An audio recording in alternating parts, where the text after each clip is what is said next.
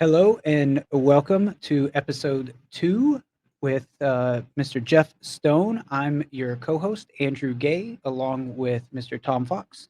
Hello, Jeff. How you doing? Thank you for being here. Hello, fellows. I'm doing great. Thank you very much for having me. Yes, well, we're really excited to talk to you today about the solar eclipse, the two solar eclipses that are coming to our area later this year and the beginning of next year. So let's jump right to it. Let's start off with maybe just an introduction of who you are and kind of some of your background. Hi. Well, again, thanks for having me today. I was an airplane mechanic in the Air Force long ago, and really enjoyed doing that. And I finally realized one day that I need to have a college degree to do something besides work on airplanes. And lo and behold, I finished my degree and ran across an opportunity to go down to the Johnson Space Center and interview for a job to help the astronauts fix their space shuttle while it was flying. And for whatever reason, they hired me, and I got to do that for 29 years or so afterwards. So that kind of really cemented my aviation and science kind of interest that I've had all my life. And I got involved in a lot of different things, and I met my wife. We heard about a trip that was going to be going down to Mexico to see the eclipse in 1991. Thought, well, that might be a fun thing to do. And so we did. And it was unbelievable. It was life-changing, literally. We flew down to Puerto Vallarta with maybe 200 people all together and witnessed the eclipse that was almost 7 minutes long, which is just kind of hard to wrap your head around. Wow. The one we're going to have is going to be 4.5 minutes. So that's pretty good. 7 minutes is a really long time for darkness in the middle of the day. Yeah. And that kind of got us going on. This eclipse thing is pretty cool. Let's see what we can find out. And ultimately, as a result of that encounter, we built a telescope. We even ground the mirror for it, did the whole thing. It's even made out of hockey sticks, so it's kind of unusual. And so we just kind of got into the whole sky watching thing, and part of coming to Kerrville was for the dark skies that are here. Now, Houston is not a good place to be looking up too much because the night sky is barely there. There's a handful of stars, and it's really very disappointing. But come out here to the hill country, and it's wonderful. So Yeah. that was part of our decision to wind up here. And then the eclipse was another part of it, even to the extent that we predicated our land purchase on how close it was to the center line of the eclipse. Nice. We wanted to be home on eclipse day. Yeah. Right. Tom? So yeah, where did this passion come from? Was it your work at NASA? Was it you saw something when you were a little boy? Did something fire you in high school or even in the Air Force? Well, actually, when I was pre-high school, I was in the Boy Scouts and continued that through high school. Even though I didn't get real far in the ranks, I was just enthralled with the idea of going out camping and watching the night sky. And we did an astronomy thing one time, and I was pretty much hooked on looking up at that point. And then I also had a aviation background. My mom's brother was a fighter pilot in the Air Force, a retired brigadier general, and so I was very interested in airplanes, just anything having to do with flying, and including birds. I love to go watch birds too. So anything that moves around, it's kind of been a passion for a long time. How about your work at NASA? I've interviewed a few NASA folks over the years, and there seemed to be a real esprit de corps, even to this day. Not simply the lunar programs from the 60s and 70s, but people are really proud of NASA, proud of their work, and felt like they were doing important work, like I said, literally up to this day. Oh, absolutely. And your timing on that question is excellent. Today is the second week of our daughter's job working in mission control, following in mom and dad's footsteps. Wow. And we could not be prouder of that little girl, our little girl. Yes, there's an absolute esprit de corps still. She senses it, and we've talked about that she's been there a week and a half now. And we've talked about it, and she's stepped into it, and she's soaking it up and really enjoying that. And I was really, really blessed to have the opportunity to start working there in the late 80s, early 90s, because there were still a lot of guys left over from the Apollo world. I say guys. There were a few ladies there too, but mostly guys. And the opportunity to work with those people and see what they did, how what they did matters to them was just amazing. And these people, when they went to the moon, when we went to the moon, I can say it like this, they didn't know what they were doing. I mean, they had a good idea what they were doing, but it had never been done, and they were just making it up as they go. And to have the kind of confidence and smarts and of course resources to be able to do something like that is just a real rare occasion. And I love talking to the Apollo guys. I got to meet John Young several times, walked on the moon. He fell down on the moon a bunch of times too. His suit got dirtier than any of the rest. Wow. And so to talk with him and work with the engineers and other people that were around there was just absolutely amazing. And it spoiled me terribly.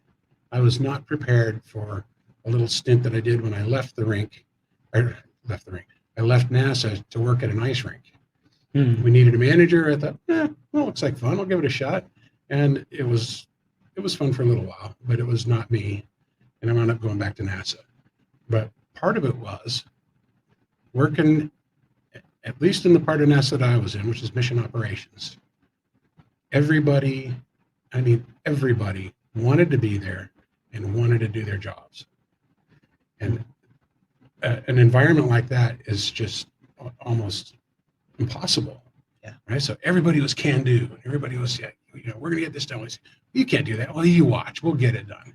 And we did lots of things like that. And my particular job was called in-flight maintenance, which is exactly what it sounds like. When the shuttle was flying, when it was on orbit, if something broke, they had to fix it, or they decided they didn't need it. But there was a lot of redundancy. But most of the time, we tried to fix things that went wrong. And most of the time, it was something that we hadn't anticipated. So we had to make it up as we went. And that was so much fun. I loved it. When we were sitting there waiting for something to break, it's like, Maytag man, I'm just going to twiddle my thumbs. You may not remember the Maytag man. You probably do. Okay. Loneliest man in America. That's right.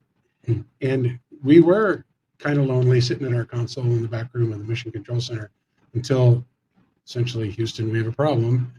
And then we'd swing into action and work with all the system specialists and all the people who were affected by whatever was wrong. We'd work with them and say, hey, this is what the crew can do. These are the tools that they have. And we'll put together a procedure. And we did. And send it up to them. And then we'd kind of look over their shoulder as they executed it. And almost all the time it worked. And we saved the day or whatever. And that being in an environment of people that are so committed to getting the job done was just absolutely amazing. So when I went to work at the rink, that wasn't what I found. Right. I had a lot of good friends there that were working there, but it was an entirely different story. And I was so spoiled by NASA. I said, I'm going back to NASA. And So shifting gears just a little bit, let's get into maybe the eclipses that are coming here. We have, let's see if I get this right, the annular eclipse that's in October this year, and then the total solar eclipse that's in April, right, of next year. Right. Yeah. So maybe just if you want to say a few words about what people, like a layperson like myself that's never really experienced, especially a total solar eclipse, like what could someone like myself kind of expect from that experience of kind of setting up and getting ready to watch that? First of all, for the annular eclipse, you want to make sure that you for sure have the proper equipment for viewing the sun. And you could check it out today. If you go outside and you know where the sun is and you look at it, you're going to look away immediately because it's going to hurt. You're not going to look at it long enough for it to hurt your eyes. But if something draws your attention to it and sort of compels you to look at it for any length of time, you can really seriously damage your eyes. So that's the number one thing, is make sure that you understand what you have and what you're going to be doing looking at the sun, you can do safely. And there's a lot of ways of doing that. There are indirect methods. You can hold up a little box with a hole in it and look at the sun through it's a pinhole camera is what it boils down to. Oh, okay. It's one way of seeing what's happening without looking directly at it. And then there's, of course, the eclipse glasses. And we'll all be happy to know that the city of Kerrville is purchasing eclipse glasses, and they're purchasing a whole bunch of them, and they're going to make them available to us. And we should absolutely use those. And I can't emphasize enough, for the annular eclipse, you'll need those the whole time. There's no time you can look at the sun for any length of time without eye protection. In my case, on my telescope, I have a big filter that blocks out over 99% of the sunlight. Just goes over the end of my telescope, and I can use it just like I'm looking at any other star on any given day. And in fact, I'm going to be doing that at some point. I'm going to start taking my telescope out and have it on the sidewalk somewhere in town. Yeah. And I'll be the goofball over there. What are you doing? Oh, I'm looking at the sun. Why would you want to do that? Been through this so much times. But so the number one thing about the annular eclipse is make sure that you have the right equipment to look at it. Welding glasses aren't the right equipment. They take it down enough that you can look at it long enough that you can hurt yourself. So make sure you got the right things. And then so what happens is the sun is doing its thing and the moon moves in front of it, but the moon's just far enough away that it can't quite cover the entire disk of the sun. Okay, so it's kind of like, here you can't see very much of my hand. Right. But now you see a lot more of it. So that apparent distance changes when the moon's farther from the earth, and then so it's not quite big enough to cover the sun. Then there'll be a ring around the outside of the full brightness of the sun, and that's enough to hurt you. Got it. But it's also really cool because like 98% of the sunlight isn't coming to the earth. So everything gets kind of dim. And it's very eerie. We experienced one of these in El Paso in 1994. And that was really exciting. We managed to get to be on the 50-yard line of the Sun Bowl for that one. Oh, cool. Yeah. That's awesome. But then the total eclipse is entirely different. The run up to it, when the moon is moving across the face of the sun, it starts out being just a little bite, and you've seen that. You've probably seen that in your lifetime. And then the bite gets bigger and bigger and bigger, and then all of a sudden, the sun's gone, and the temperature immediately starts going down. And everybody around you is just excited and yelling and just, whoa, there it is. And then around the outside of the horizon, assuming you're high enough to see much of a horizon, you'll see basically sunrise or sunset all the way around. Instead of just in the west or just in the east, it's all the way around. And that looks really, really strange. And if you look at the sun, which now you can without any kind of eye protection, you can look at the sun and you'll see the corona, which is kind of like northern lights. It's sort of a dim glow, and it moves kind of slowly if you watch it, and it's just a crazy looking thing. It's always there, but we can't see it because the sun is so bright. But it's millions of miles out from the sun, and it just kind of flows around. And if there's a planet nearby, probably Mercury or Venus, you'll be able to see that, and bright stars that are in the vicinity of the sun. And how many times have you seen anything near the sun when you've looked up in the sky? Yeah, never. I have a lot because I try to do that. Sure. Safely. Right. Tom? Yeah, I want to actually turn to Friends of the Night and Dark Skies. Okay.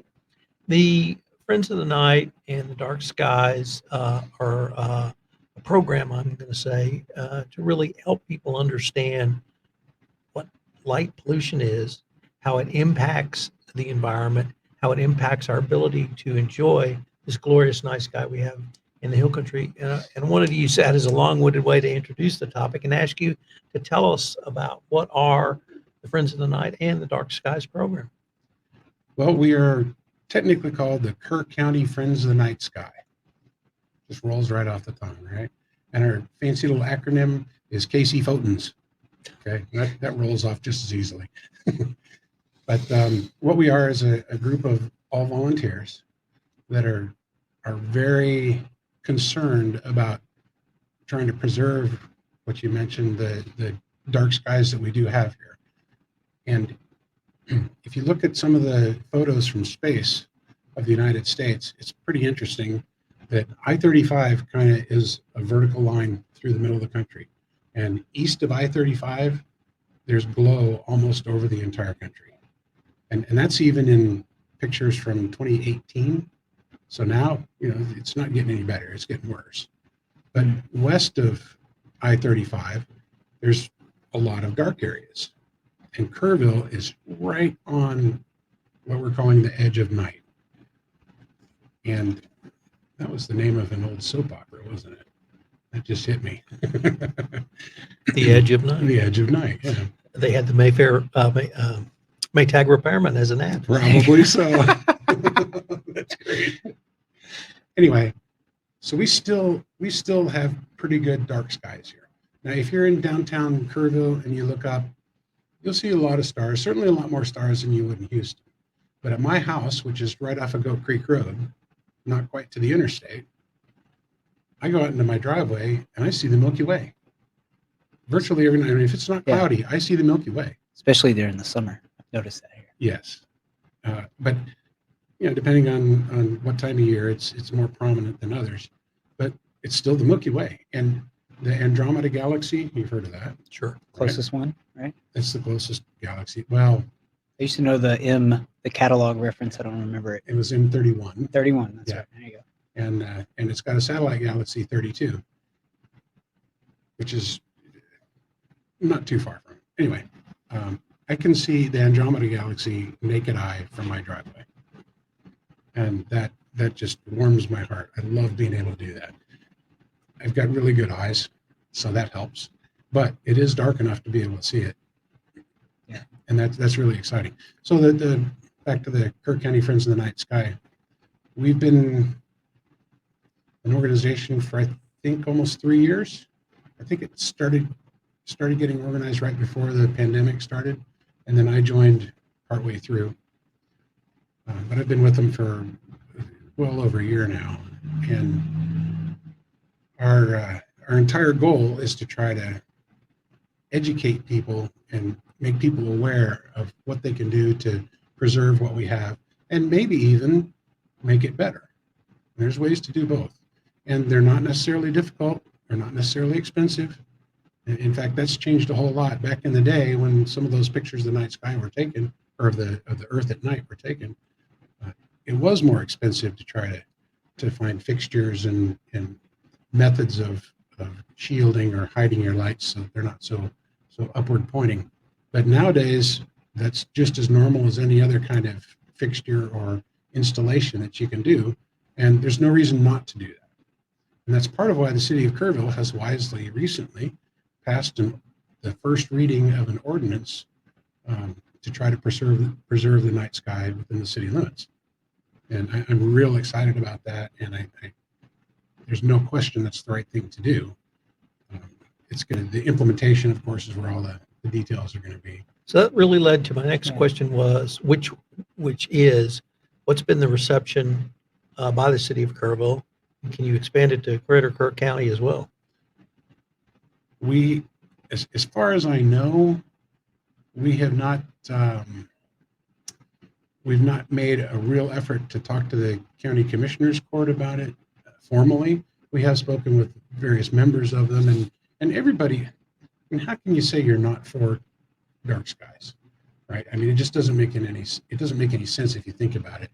And the problem with the county is they have limited ways of enforcing anything.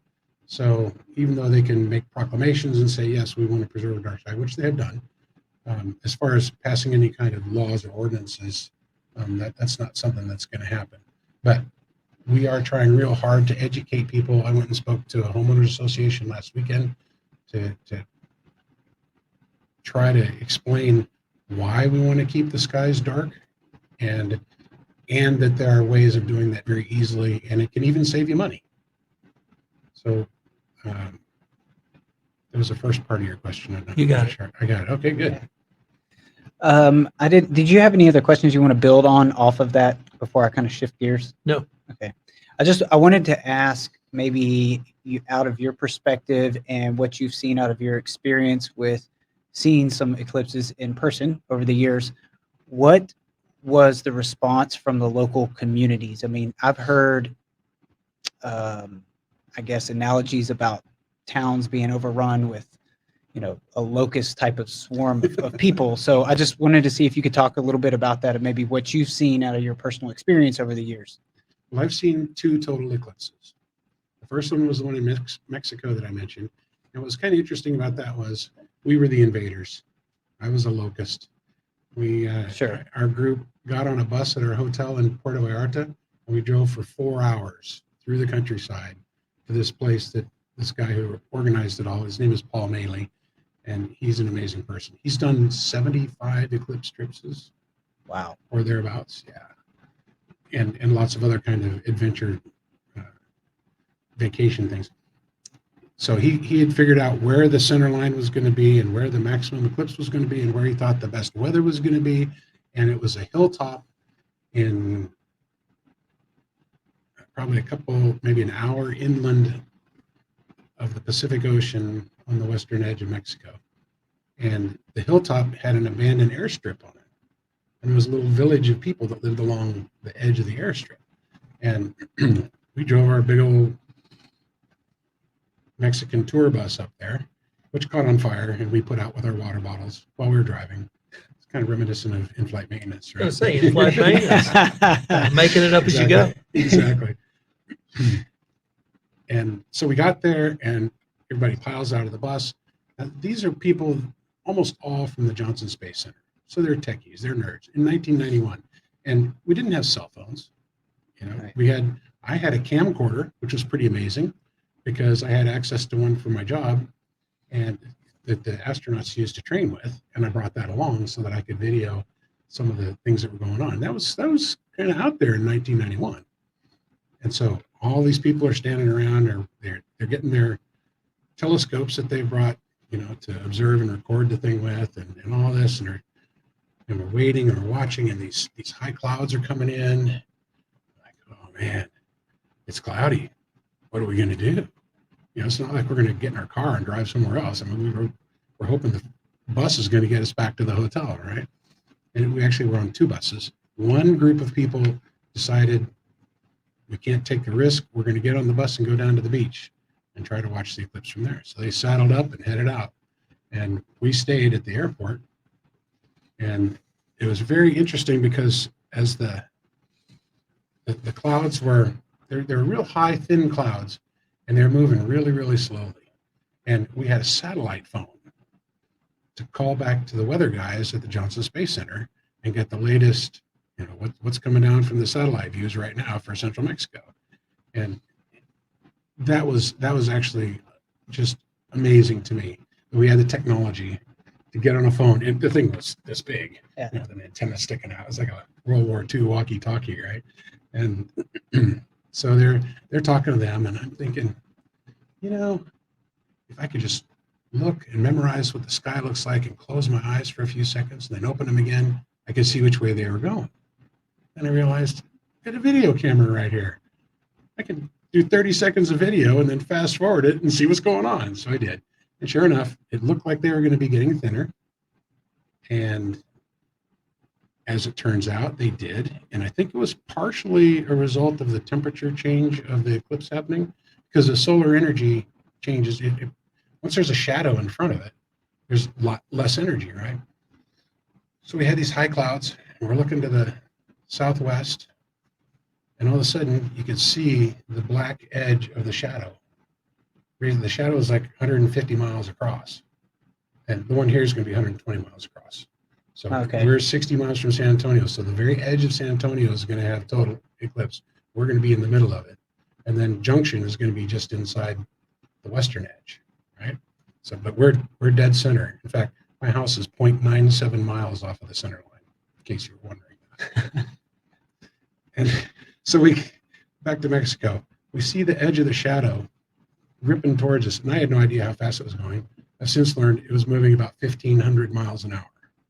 And this thing just comes, and it was like the movie, I can never remember the name of it, Judgment, where the ship comes over.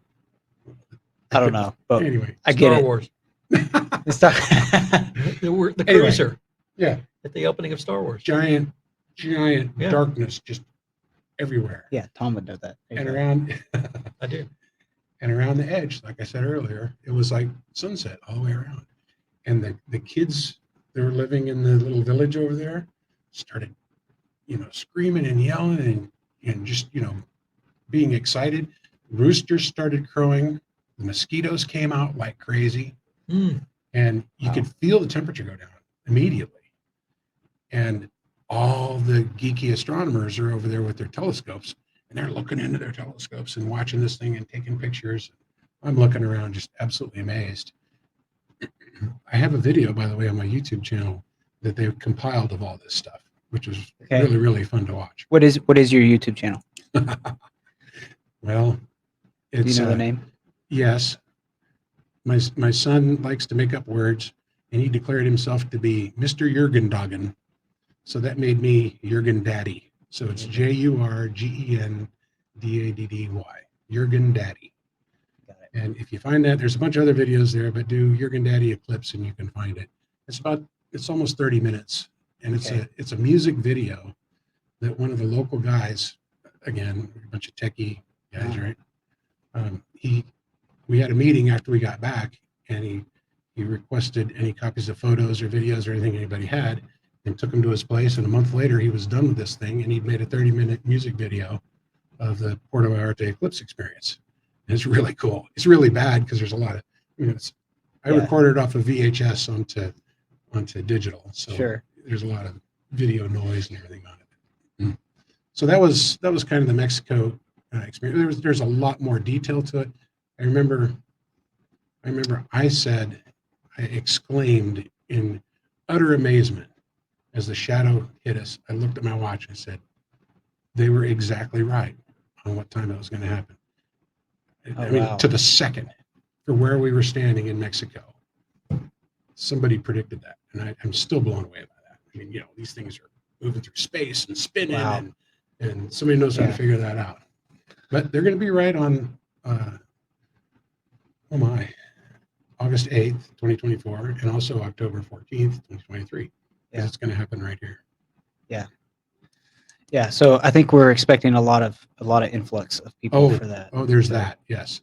The city is thinking, and I think I can say this confidently, in the meetings that we've had, talking about a couple of 100,000 people in the Kerrville vicinity. A couple of 100,000 people. No, I know we were just talking about we will not be eating out that day. We'll be staying home. And I think a lot of people might be staying home from work. I would expect most people are going to be staying home from work. Ingram ISD has already canceled school for that day. Yeah, I right. mean, if you think about trying to just get that many people in the vicinity of Kerrville, there's not going to be any roads that are passable in any way to reasonably think about it. Right. That's one of the big challenges for emergency management, is making sure they keep lanes open for emergency traffic. Yes. Is that me? No. Okay. Outside. Motorcycle. All right. Yeah. I like motorcycles too. Yeah. But yeah, so getting around on Eclipse Day on April 8th, 2024, which is a Monday, is going to be virtually impossible. And I just can't emphasize enough that local people in the area need to have thought about that and be prepared, with whatever prescriptions or any other kind of, emergency stuff that they have to have. Don't plan on going anywhere on April 8th, 2024 for anything. Sounds like it's a kind of a 3-day preparation or a 3-day gig if it's going to be on a Monday. I'm sure That's everybody right. will be rocking and rolling for the weekend. That's right. And the city's got great plans for all kinds of events. They've got 5 venues identified. Louise Hayes Wow. Park is going to be just overrun with people. We've got some other things planned. And the idea is that if all these people are here, hopefully they'll come in slowly. They'll show up and they'll nail down their little place and they'll establish where they are. But then the one thing that I've noticed about eclipses is that as soon as they're over, now nobody's thinking about hanging out and sticking around. They're thinking about getting on the road and getting home. And when we went to the eclipse in Herman, Missouri in 2017, that was exactly the case. We stayed where we were for several hours, a little bed and breakfast on a hilltop out of the edge of town. And we finally said, okay, maybe it's time, maybe it's safe. We can head home. we couldn't get anywhere near the freeway. Wow. So we headed out down these country roads and took back roads and had some close calls with some trucks. We were in an RV, and it was pretty exciting. But we eventually, I mean, after I'd say probably 10 or 12 hours, things were starting to get back to normal. So I-10 is going to be an absolute mess Monday afternoon, April 8th, and probably 35 and all the way, and that's another thing to think about. All these people that experienced the eclipse of 2017, and I've seen estimates of 150 million Americans saw that total eclipse. That's half the population. Yeah. And a bunch of them got excited, like me, and a bunch of them want to see the next one. They're going to go, look, it's going to happen today. It's going to go right across I-10. And what is that, Kerrville? What's Kerrville? But look, we can go over to 35 and get there from Minnesota, or we can come from South Carolina and get on 10 and we're there. We are accessible to the entire country, and it is going to be a zoo. Yeah. So we need to think about that and prepare for that, both in terms of experiencing the eclipse and just getting through the weekend. Yeah. Like most of the hotels and RV parks and everything are having 3 or 4 night minimums. So they're encouraging people to come in Thursday, Friday, Saturday, again, to try to sort of throttle the influx, and then try to get people to stay until Tuesday and not everybody leave at once on Monday, because that's going to be an experience in a lot of ways. Yeah. Right. Tom, you got any other questions before we wrap up? So you've told us about your YouTube site.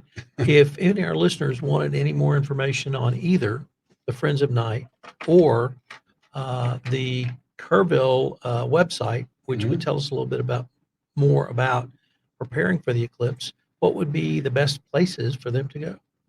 Sure. The city Convention and Visitors Bureau, Kerrville CVB. Yes, sir. .com, I think, is that right off the top of my head? At any rate, KerrvilleEclipse.com will take you there.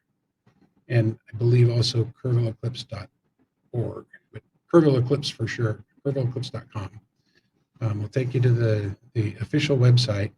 As far as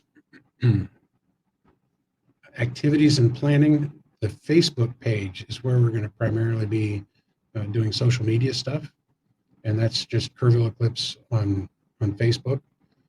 I finally went to it the other day and saw it, and there's not a whole lot there right now, but we're trying to get some content going and get some buzz going for that, so that people can use that as a resource as well. And then the Kerr County Friends of the Night Sky are part of the Hill Country Alliance organization, and so you can get to us through hillcountryalliance.org. Is that right? And then I should know the name of our website right off the top of my head, and I assume it's Kerr County Friends of the Night Sky. I was going to say, if you just give it a good old Google. Or DuckDuckGo. Or DuckDuckGo. Yeah. And that was an interesting thing we did after the meeting the other day. Somebody mentioned that Google didn't bring up Kerrville and Eclipse very readily. And so I got on DuckDuckGo, and it was like the number 3 thing that was on there. So it depends. Yeah. And it's hillcountryalliance.org. .org. Okay, Yeah. that's what I thought. Yeah, and they've got tons and tons of information. And real quick on dark skies, Hill Country Alliance is affiliated with the International Dark Sky Association, and there's lots of good information there about why, besides being able to see the stars, there's lots of good reasons to try to preserve the night sky. I mean, all of nature has lived with dark skies since the beginning, and now in the last 100 years, we're taking that away. And that's really upsetting a lot of things, including people. Yeah. So there are lots of good reasons from a holistic perspective to work to try to preserve the night sky. Awesome. All right. Thank you again for your time, Jeff. This has been a great interview. I've very much enjoyed this. We look forward to continuing our education and learning about the Kerrville eclipse and what we got coming up at the end of this year and beginning of next year. Thank you guys for being here. Thank you, Jeff. Thank you very much.